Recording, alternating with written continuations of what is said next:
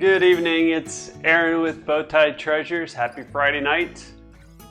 I hope you're ready for some fun tonight, doing something a little different. I have a antique desk behind me that's ready for some paint, ready for some creativity. But I thought I'd give myself a little bit of a challenge tonight. Not that I need one. I have a box from Dixie Belle. As you know, I'm a content creator for Dixie Belle, so once in a while they'll send us a goodie box to try some things out. I have no idea what's in it. And I'm really hoping that something in this box will inspire the plan for this piece.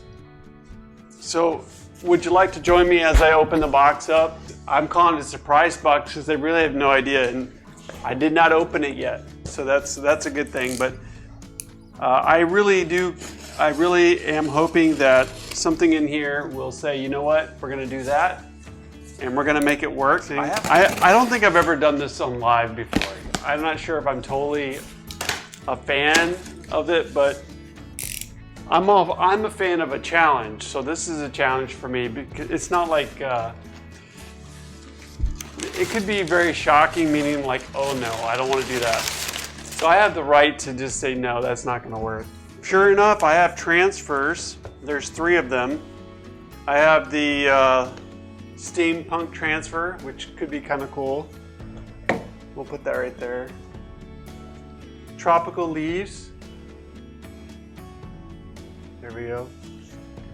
I'm not sure tropical works on this desk. Now maybe here in the tropic Florida it might be okay. This one could work really well. The nautical life. I'm totally in the beach area, so that could be cool. And then I have decoupage papers, and I have the birds. So you can see how the tropical and the birds could work. I have an ornate, really kind of a cute little floral. And then I have another colorful one. I know I saw Pfaff Designs work on this one the other day. So those are the 3 that I have. And so I have 3 decoupage papers and 3 transfers. I think for this desk, we're going to rule out the tropical leaves. Not that I don't like it. I'm just trying to find the best match for this piece. We'll take the instructions. Not that I won't read the instructions. So you can see, just to give us a sense of scale, this comes with, how many sheets did it say? Where did it go? 6 sheets. So that's really great. Now, of course, I don't know that I'll use all of it, but if I did the steampunk, he's probably going to have to be on the side. His head's taller than most of the drawers. I love the bee. Very cool. You can see all the different, the tire, the wheel, the bikes are nice. The gears, really nice. So it would take a little bit of time to really, now this guy's a little bit more on point, but I don't think I want to put it behind a handle, but that's a cool look. So I think I like the steampunk. What do y'all think, okay? We're going to go, Claudia said man cave. So how about if we did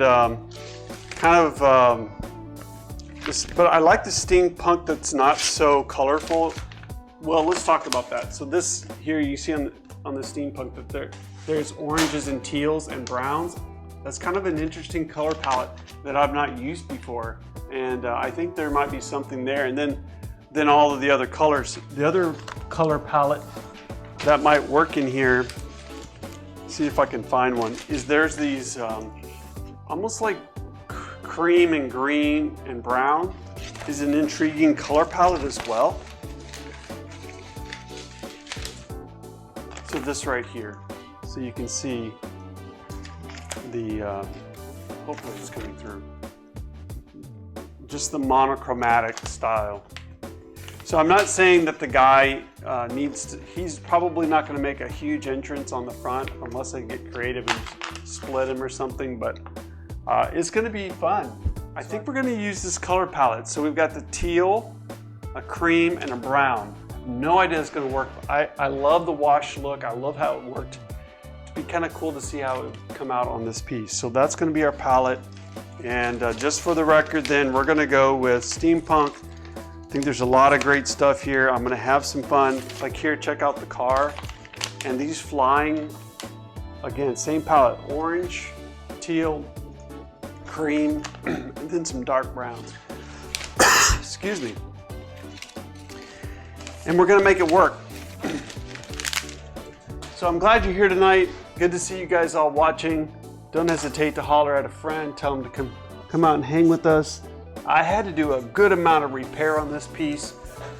I had some veneer patching to do. In fact, this whole front panel was off when I bought it at an estate sale, so I had to re-put that on there. I caulked it, sanded the top, so I've been busy on it. I also have it on my Lazy Susan because I am planning on painting the back, which I did on my last desk as well. The cue I take when painting the back is if it's finished, for example, it has the molding, it has the panel, the decor. It's kind of technically designed to be seen from both sides, so it might sit in the middle of the room. So I'm gonna paint the whole side. And this is where we might put our steampunk guy, because I have a nice big canvas. Maybe not so much on the front, but I think the gears and the bees and things like that would work well. And I'll keep the sides fairly neutral, maybe just some corners and things like that. Let's see how that looks, okay? So here's our color palette. And again, we're using the transfer as the inspiration. I think that's gonna work really well. And if you guys place an order soon, I hope you can bookmark my link and use that and have some fun with that product. What we're gonna do is, let me get a couple brushes out. Let's keep it loose. And maybe let's work from light to dark. I'm gonna say probably the chocolate for blend shading. So I'm gonna set that off to the side. We'll keep that in the color palette. And we're just gonna go with it. So I think right now between sea glass and burlap, the terracotta, I'm gonna figure that one out. But right now I'm gonna probably work around the sea glass from the top down and then maybe burlap up. And we'll just kind of see how it goes. Does that sound good, you guys? So I'm using Dixie Belle's oval small brush to apply sea glass to the top section of this desk. That's the first step of this project. And I'm just going across, applying one coat.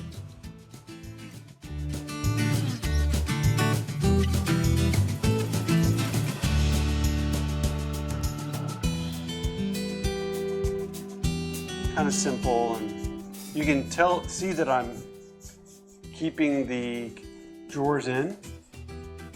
And I think that works really well when you're doing a custom finish that has a lot of craziness going on, if you will. I'm using the mister bottle just to keep it nice and loose. I did clean this with White Lightning, and then I used Dixie Belle's Gray Boss. I use gray more than I do white nowadays, just because it kind of gives me a nice base. But I would not recommend using gray for when you're painting white. And I speak from experience there. But most of the time I'm using gray. I'm so happy with the gray color. All right, I need to figure out where I'm gonna stop. So I tell you what, let's go to probably about right there.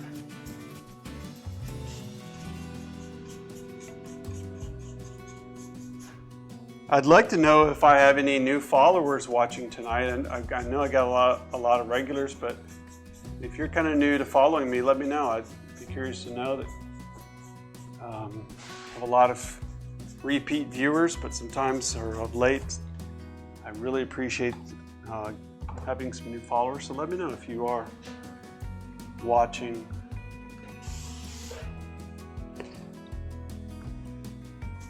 I'm living dangerous right now. I got my paint on the edge of this board, but as long as it doesn't get too crazy, I should be all right.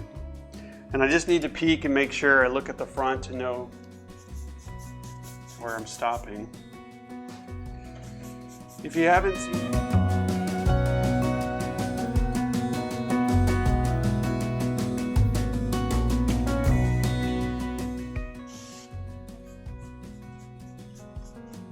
All right, so I made my mark on the front where I was going to stop, and actually it turned out really well because that puts us to about right here. And I'm just going to kind of vignette that out.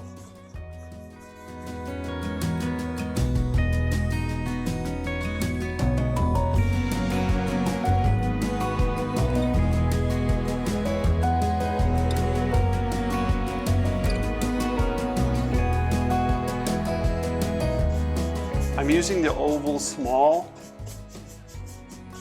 just light pressure. When I say light pressure, I'm kind of including that I'm not using a lot of paint. There's no reason to put a bunch of paint on this. You just need to get some chalk paint on it.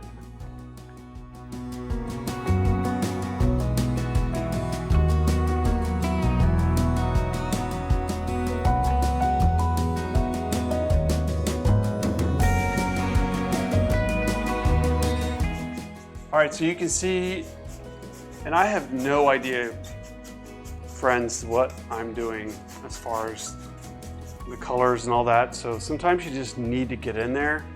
It can't really hurt to put color down, block. You might call it blocking.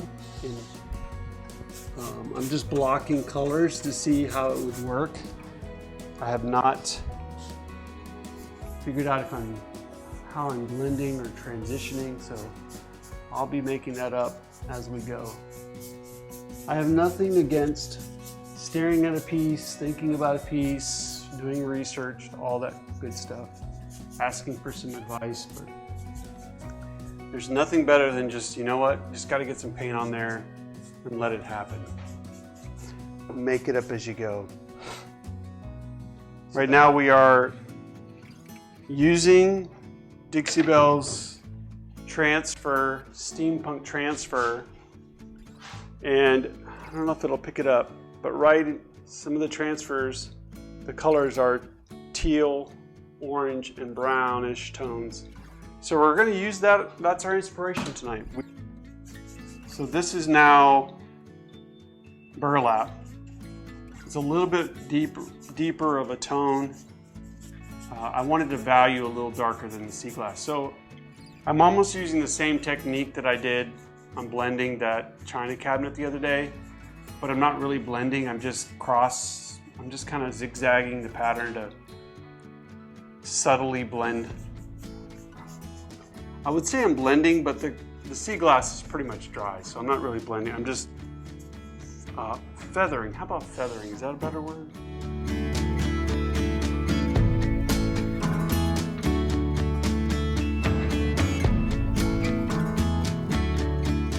I love how that's looking. Just a nice contrast. Having the, I seem like I've been talking about this a lot lately, but the color wheel, these colors are opposite of each other on the color wheel, so they have a really great energy with each other. And I love how that's turning out. So I'm just kind of cross-hatching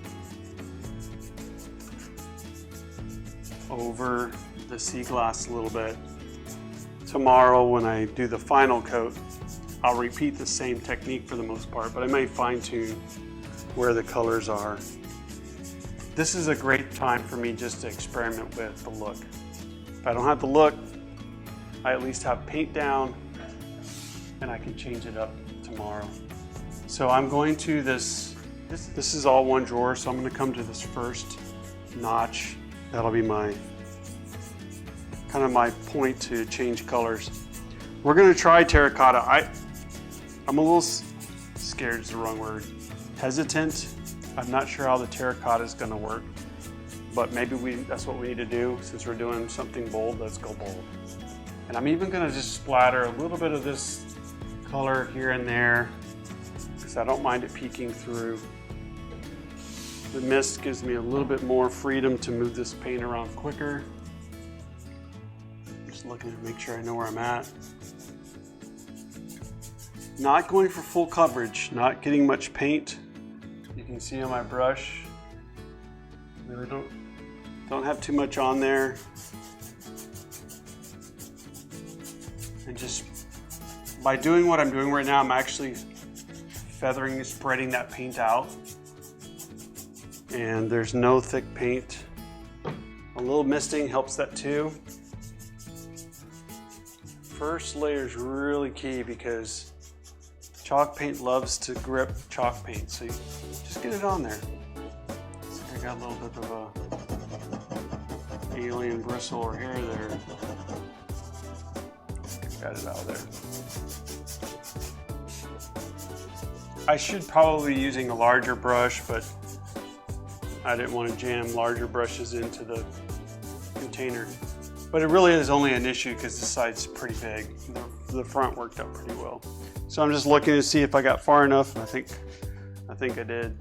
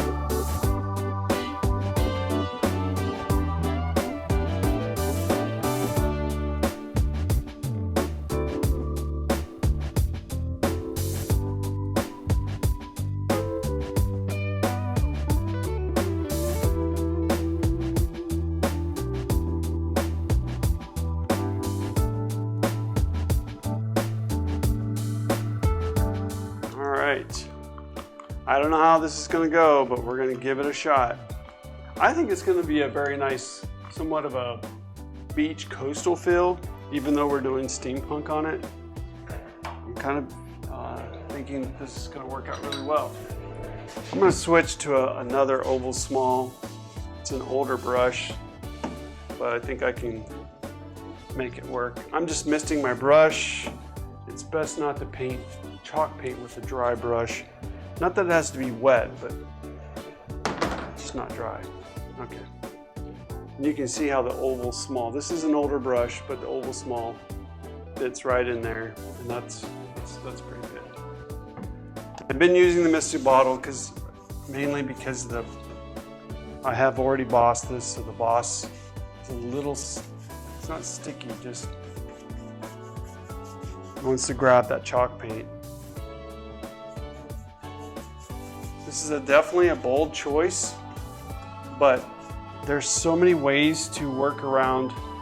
Maybe if you feel like you've gone too far, you can tone it down with the wash, and I've demonstrated that before. And so we might do that. I like the idea of do a little bit of, give paint a little bit of an edge. And one way if you watch one of my lives, the one I painted the 2 nightstands, that one I did a lot of washes on. Really had some great character and allowed me to tone it back. Like, it started out a little, what's the word? A little too dirt.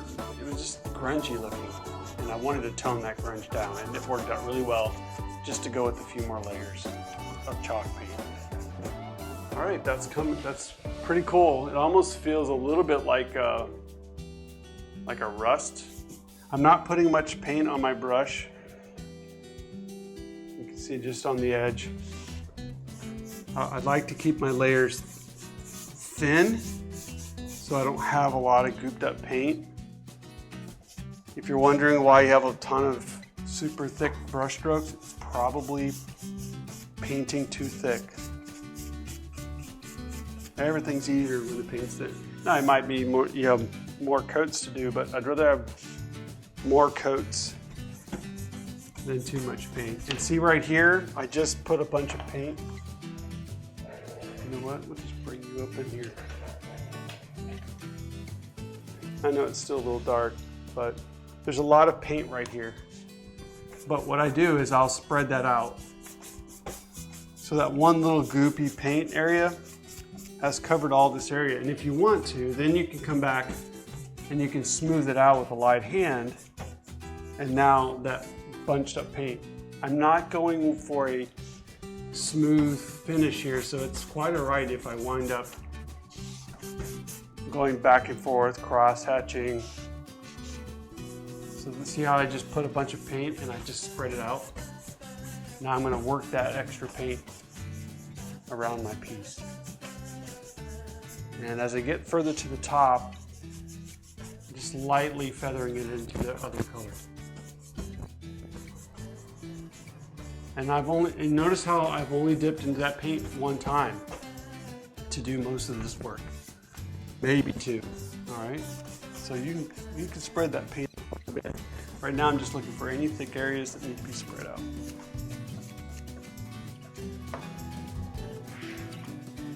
Let's stay tight on the front here then.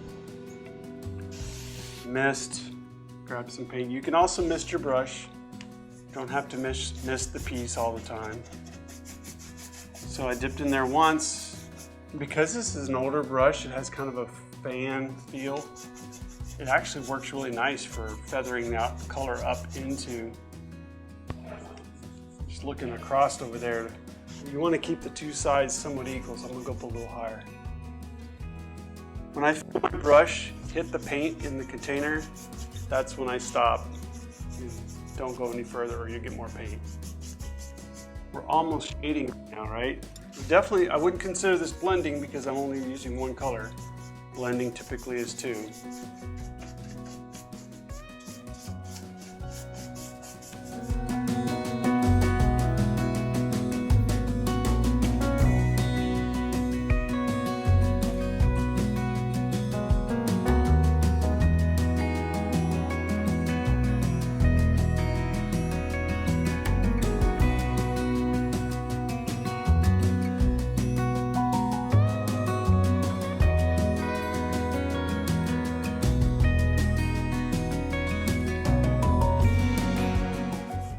Pretty much what I'm going to be doing is I'm going to finish this color and then we're going to take a quick look at it, see if any of the dry areas give us a good indication of how we're doing, and then we will go. Two more sides. I'm working quickly because there's no reason to do this slow. As long as I keep my paint moving and thin, fast is the way to go. Okay, you can see that. I will have to say this is quite the bold look, but with the steampunk style, I think that's going to be totally appropriate. And we will see how that looks. One more side. I even love how it's thin in some places and thick in others. That totally is going to play into the steampunk look. Not that I'm a steampunk expert or anything. It's not my style, but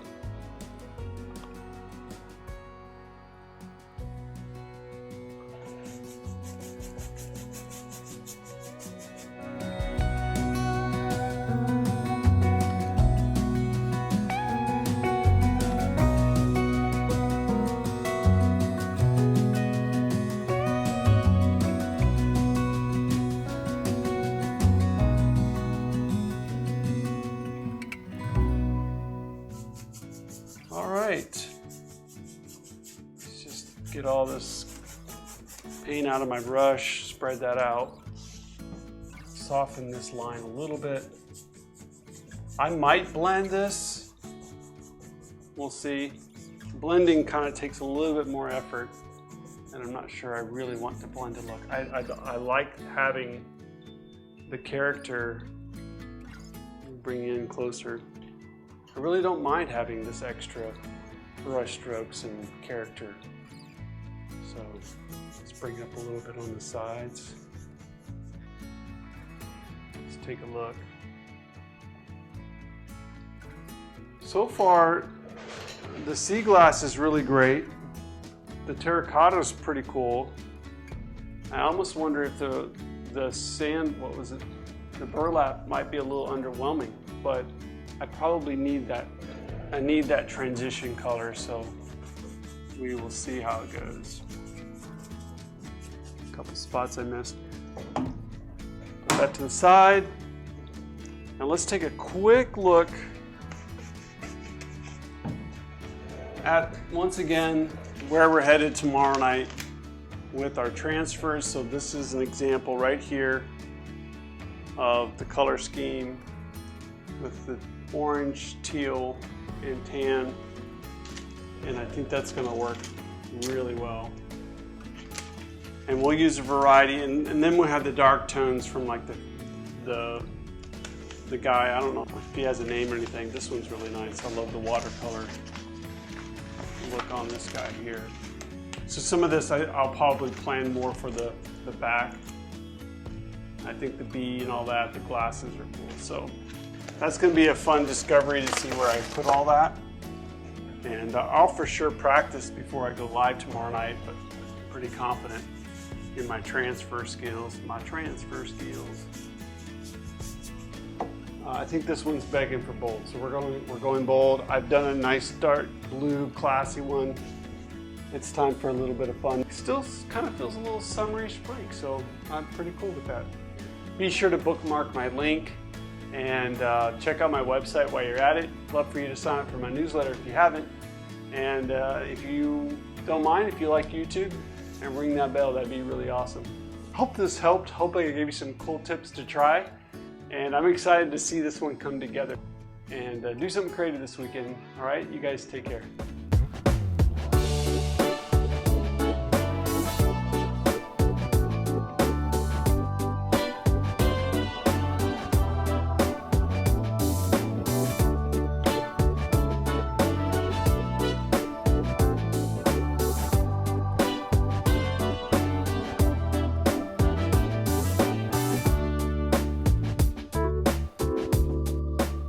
That's the end of the show. Make sure you subscribe and ring the bell before you go. Bye.